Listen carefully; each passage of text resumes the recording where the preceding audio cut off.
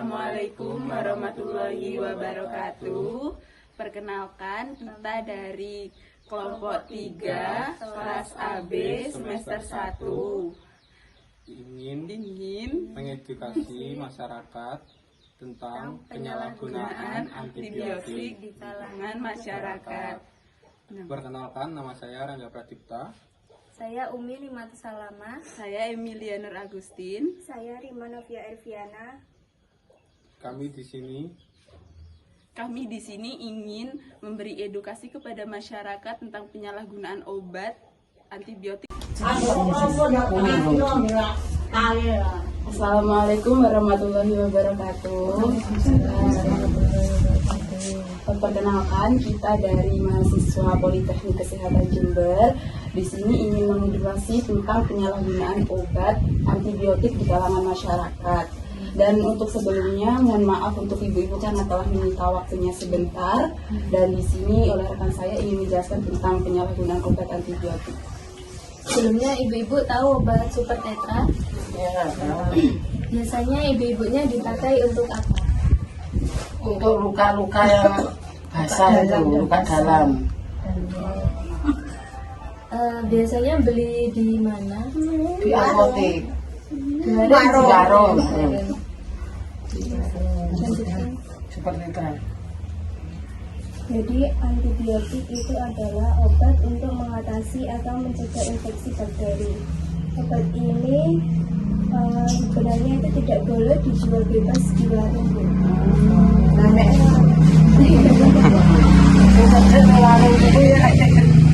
Obat ini hanya boleh dikonsumsi atas anjuran dari dokter dan tidak boleh digunakan sembarangan karena bisa meningkatkan resiko terjadinya resistensi. Jadi antibiotik itu Super Tetra belinya dijual di apotek, seharusnya tidak boleh dijual di warung karena harus menggunakan resep dokter.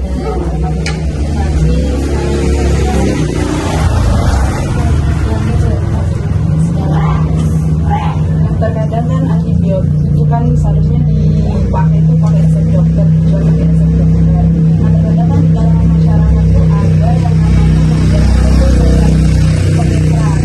Kalau itu kan kandungannya tetrasiklim itu sejenis obat antibiotik yang seharusnya antibiotik itu diminum sesuai anjuran dokter atau resep dokter. Nah, kadang kan masyarakat tuh beli antibiotik seperti itu kayak buat penyakit yang seharusnya nggak sepenuhnya buat antibiotik gitu, kayak apa itu kayak jatuh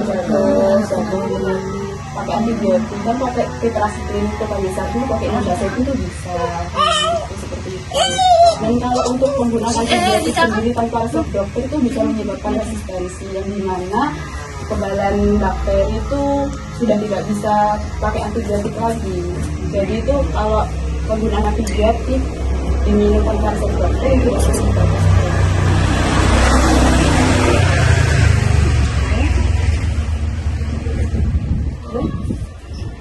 Dan untuk itu terima kasih karena sudah berkontribusi dalam video kami dan tugas kami.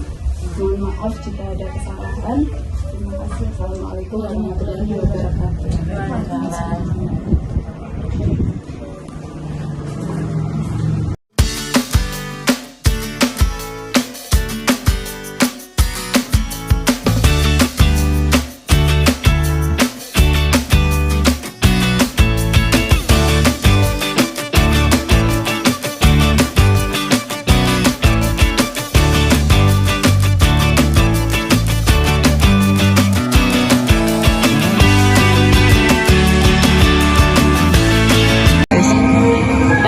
Di sini saya akan menjelaskan tentang apa sih itu antibiotik.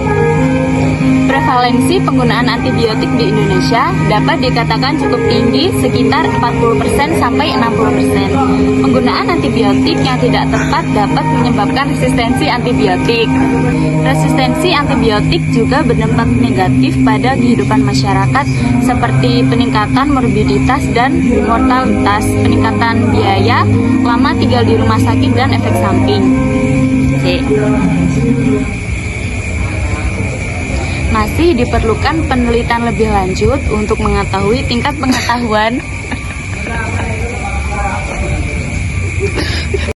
pengetahuan dan penggunaan antibiotik yang tidak tepat. Penyakit infeksi bakteri perlu diobati dengan antibiotik, dan penggunaan antibiotik yang tidak rasional akan menyebabkan resistensi antibiotik. Kurangnya pengetahuan masyarakat tentang penggunaan antibiotik yang tepat dan rasional dapat menyebabkan terjadinya resistensi, di samping peningkatan bakteri patogen yang resisten terhadap berbagai obat antibiotik. Untuk mencegah dan menghindari terjadinya resistensi terhadap penggunaan antibiotik, diperlukan informasi penggunaan antibiotik yang benar agar masyarakat memahami penggunaan antibiotik yang benar dan rasional, serta mengedukasi tentang kemungkinan efek samping penggunaan antibiotik. Terima kasih. Penggunaan antibiotik seringkali tidak sesuai dengan indikasi atau resep dokter. Penyakit apa saja yang seharusnya tidak perlu antibiotik seperti berikut. 1. Flu atau obatnya itu influenza, batuk pilek biasa, demam ringan. Obat yang sering disalahgunakan adalah amoxicillin. Pasien sering berhenti minum obat setelah merasa sembuh, sehingga dapat menyebabkan virus tidak mati total. Terus pembelian antibiotik tanpa resep dokter atau secara bebas, contohnya adalah ampicillin. Terhadap pengobatan infeksi lebih sulit diobati dan memerlukan antibiotik yang lebih kuat dan mahal.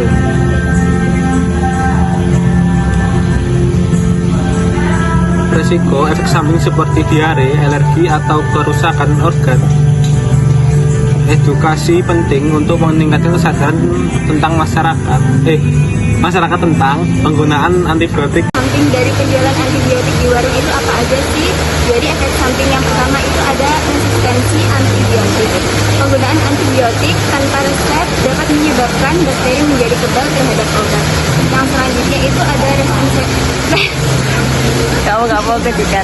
resistensi ini membuat infeksi lebih sulit diobati dan dapat meningkatkan resiko komplikasi. Yang kedua itu ada efek samping fisik. Antibiotik dapat menyebabkan gangguan pencernaan seperti diare atau mual. Dan yang ketiga itu ada diagnosis yang tidak tepat. Tanpa konsultasi dokter, pasien mungkin mengonsumsi antibiotik yang tidak sesuai dengan jenis infeksi yang diderita. Hal ini dapat memperburuk kondisi kesehatan dan memperpanjang waktu pemulihan. Dan yang keempat itu ada penggunaan yang berlebihan. Penjualan bebas dapat mendorong penggunaan antibiotik yang tidak perlu, yang berkontribusi pada masalah kesehatan masyarakat. Dan yang selanjutnya itu penggunaan berlebihan dapat mengganggu keseimbangan mikrobiota usus dan menyebabkan infeksi sekunder. Dan yang kelima itu ada kurangnya edukasi. Jadi banyak konsumen tidak menyadari resiko dan efek samping dari penggunaan antibiotik ini. Edukasi yang kurang dapat menyebabkan kesalahpahaman tentang cara penggunaan yang benar dan aman.